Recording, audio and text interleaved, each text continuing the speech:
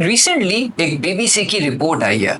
उस रिपोर्ट के मुताबिक 5 लाख जो वेपन्स हैं अफगानिस्तान से दे आर मिसिंग। उनके बारे में डिफरेंट परसेप्शंस हैं कि शायद वो स्मगल्ड कर ली गई हैं या फिर जो है उनकी ट्रेड कर दी गई है, यानी कि वेपन्स ट्रैफिकिंग का जो सिलसिला है वो शायद एक्सपेक्ट कर रहे हैं लोग। लेकिन इससे पहले भी एक रिपोर्ट आई थी आज से कुछ साल पहले, जब अमेरिका ने एविक्ट किया था अफगानिस्तान से, और उस रिपोर्ट में भी कुछ बताया गया था। उस रिपोर्ट में बताया गया था कि तकरीबन 1 मिलियन वेपन्स जो हैं अमेरिका अबेंडन करके गया अफगानिस्तान में।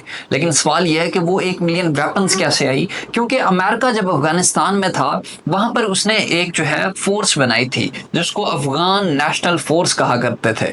और वो Afghan national force basically America की तरफ से बैक की जाती थी, क्योंकि अमेरिका ने ही वहां पर गवर्नमेंट भी जो बनाई हुई थी वो बेसिकली अमेरिका के फ्रेंडली थी।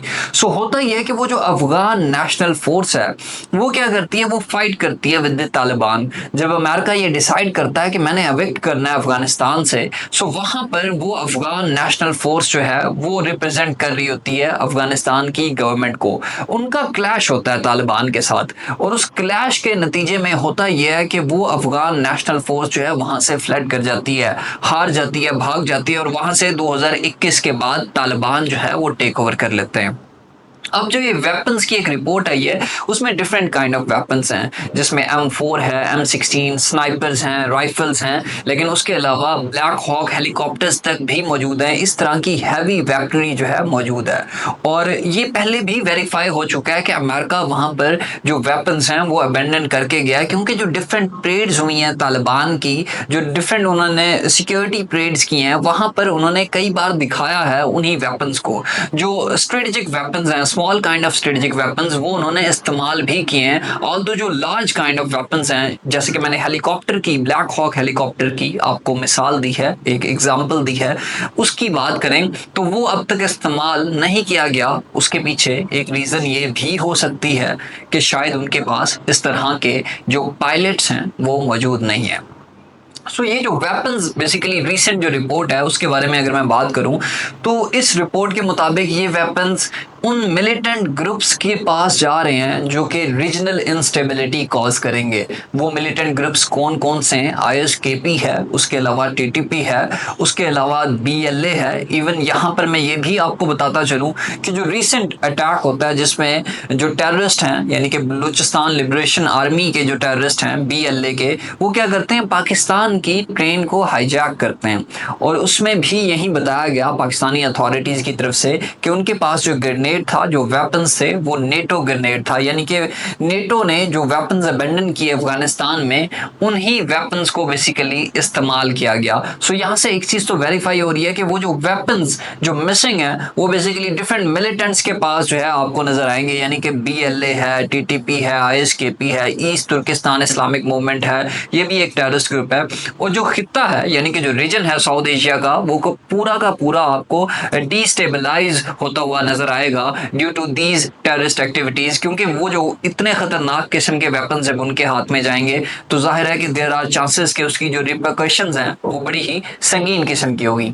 यहाँ पर सवाल ये है कि ये जो बेसिकली वेपन्स छोड़े गए उसके बारे में अमेरिका का स्टांस क्या है। अमेरिका का स्टांस जो है वो बड़ा ही वाज़ेह है। जो डोनाल्ड ट्रंप हैं, जो करंट अमेरिका के प्रेसिडेंट हैं, उन्होंने तो यहाँ तक कहा कि तकरीबन 85 बिलियन US डॉलर के जो वेपन्स हैं वो अमेरिका की तरफ से छोड़े गए अफगानिस्तान में। और उन्होंने ये भी बताया कि हम ये चाहते हैं कि इनको रिकवर किया जाए, लेकिन अमेरिकन एडमिनिस्ट्रेशन ने उन्हें समझाया कि अगर हम रिकवर करने गए तो शायद इससे ज़्यादा जो पैसे हैं, इससे ज़्यादा जो इकोनॉमिक इन्वेस्टमेंट है वो आपको वहां पर करनी पड़ेगी, because Afghanistan is the graveyard of empire. जैसे कि Pakistan and the world in disorder एक किताब है जावेद हुसैन की, उसमें वो लिखते हैं कि first rule of politics, don't invade Afghanistan, यानी कि आपने अफगानिस्तान को इन्वेड नहीं करना। ऑल्दो USSR ने भी ये डिसीजन लिया था 1979 में इन्वेड करने का, वो भी नाकाम रहा। किस तरीके से उसको डिफीट हुई हमने देखा। और सिमिलरली चाहे अमेरिका की आप बात करो, अमेरिका ने almost invested 1 trillion US dollars in Afghanistan war, जो कि 15-20 साल तक कंटिन्यू रहती है, लेकिन उसको भी उसके जो ऑब्जेक्टिव्स थे अमेरिका वो एक्वायर करने में नाकाम रहता है। सो यहाँ पर एक और भी क्वेश्चन राइज होता है, और वो क्वेश्चन ये है कि बेसिकली जो पाकिस्तान है उसके ऊपर इस दहशतगर्दी के किस तरह के असरात होंगे, या फिर ये जो वेपन्स हैं जो मिलिटेंट्स के हाथ लग रहे हैं उनके असरात पाकिस्तान के ऊपर क्या होंगे। पाकिस्तान के साथ जो तालिबान के टाइज हैं वो कोई इतने ज़्यादा आइडियल नहीं है। पहली जो इम्प्लीकेशन आ सकती है वो तो यही होगी कि टीटीपी के अटैक्स मजीद बढ़ें, या फिर जैसे कि मैंने बीएलए की आपको एग्जांपल दी, वो तो ऑलरेडी वेपन्स जो है वही इस्तेमाल कर रहा है जो कि अफगानिस्तान से आ रहे हैं। और टीटीपी जो है वो सबसे बड़ा मसला रहा है पाकिस्तान के लिए। 2023 में एक रिपोर्ट आती है जिसमें बताया जाता है, Pakistan institute for piece studies की ये रिपोर्ट है, और उसमें वो क्या कह रहे हैं, उसमें वो कह रहे हैं कि पाकिस्तान में एक साल में तकरीबन 650 अटैक्स हुए, जबकि 2021 के साथ इन्हीं अटैक्स को हम कंपैरिजन अगर करते हैं इनका, तो हमें पता चलता है कि इट इज इंक्रीज ऑलमोस्ट 70%, 70% का आपको इंक्रीज, 70% का आपको इजाफा दिखाई दे रहा है यहाँ पे। सो ये एक रिपोर्ट है, यहाँ से आप अंदाजा लगा लें कि जब टीटीपी के पास इस तरह के वेपन्स आएंगे, और वो आ भी सकते हैं क्योंकि टीटीपी और जो तालिबान गवर्नमेंट है in Afghanistan, these are the two sides of the same coin. और क्योंकि जब भी हमने इनसे डिमांड की, 2021 में तालिबान पावर में आते हैं और हमें लगता था कि ये कर्व करेंगे टेररिज्म को जो पाकिस्तान के अगेंस्ट होगी, टीटीपी को कर्व करेंगे, लेकिन वो ऐसा नहीं करते। इवन पाकिस्तान ये भी डिमांड करता है कि जो टीटीपी के लोग हैं आप उनको क्या करो, एक्स्ट्रा डाइट कर दो, हमारे पास भेज दो। उससे भी जो है रिफ्यूज कर देती है अफगान गवर्नमेंट। उसके अलावा उन्होंने निगोशिएशन का प्रोसेस भी अफगान गवर्नमेंट ने शुरू कराया था पाकिस्तान और टीटीपी के दरमियान, लेकिन वो जो निगोशिएशन का प्रोसेस था वो भी कोलैप्स कर जाता है। 2022 में ये निगोशिएशन शुरू होती हैं और फिर ये कोलैप्स हो जाती हैं under the regime of Imran Khan. So उसके फौरन बाद जो अटैक्स हैं वो सर्ज हो जाते हैं। सो टीटीपी को लेकर जो इशू था वो शायद मजीद बढ़ेगा, क्योंकि उनके पास एडवांस किस्म के वेपन्स हैं और हमारी सिक्योरिटी फोर्सेस के पास जो रिस्पॉन्स टाइम है वो कम होगा और चीज़ें थोड़ी सी जो है वो चैलेंजिंग हो सकती हैं।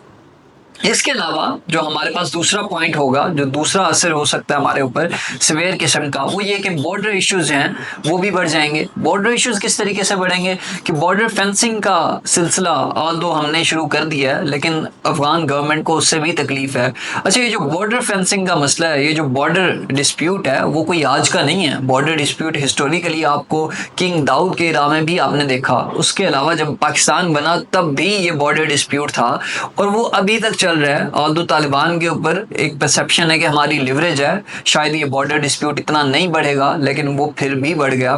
सो ये एक दूसरी रेमिफिकेशन जो है वो हमें फेस करनी पड़ सकती है।